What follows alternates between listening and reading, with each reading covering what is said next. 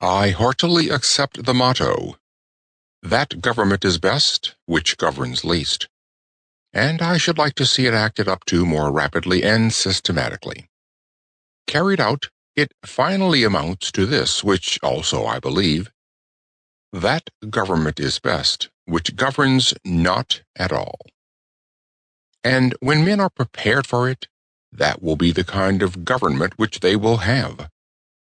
Government is at best but an expedient, but most governments are usually, and all governments are sometimes, inexpedient. The objections which have been brought against a standing army, and they are many and weighty and deserve to prevail, may also at last be brought against a standing government. The standing army is only an arm of the standing government. The government itself, which is only the mode which the people have chosen to execute their will, is equally liable to be abused and perverted before the people can act through it. Witness the present Mexican War, the work of comparatively a few individuals using the standing government as their tool, for in the outset, the people would not have consented to this measure.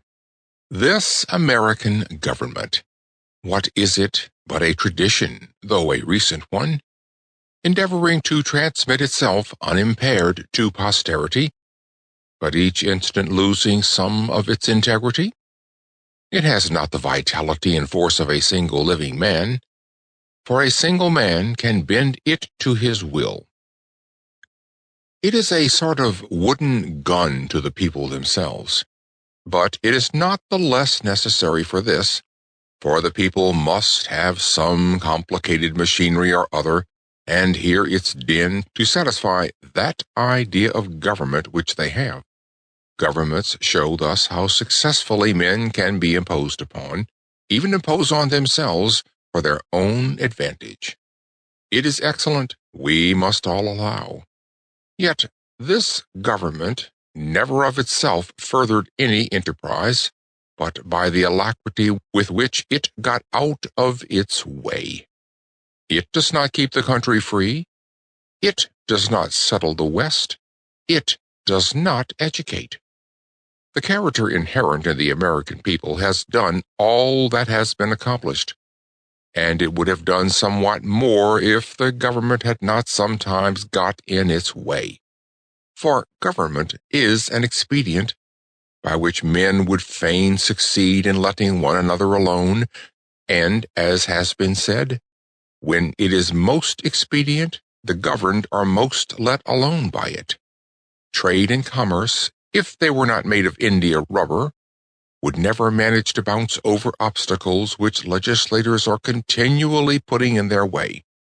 And if one were to judge these men wholly by the effects of their actions and not partly by their intentions, they would deserve to be classed and punished with those mischievous persons who put obstructions on the railroads.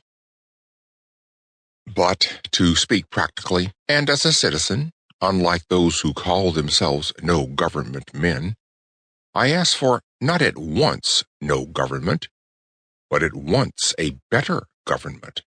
Let every man make known what kind of government would command his respect, and that will be one step toward obtaining it.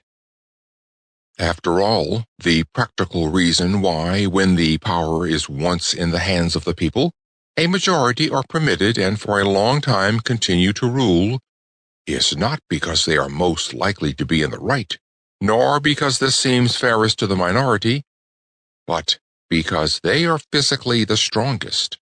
But a government in which the majority rule in all cases cannot be based on justice, even as far as men understand it. Can there not be a government in which the majorities do not virtually decide right and wrong, but conscience? In which majorities decide only those questions to which the rule of expediency is applicable? Must the citizen ever for a moment, or in the least degree, resign his conscience to the legislator? Why has every man a conscience, then? I think that we should be men first and subjects afterward. It is not desirable to cultivate a respect for the law so much as for the right.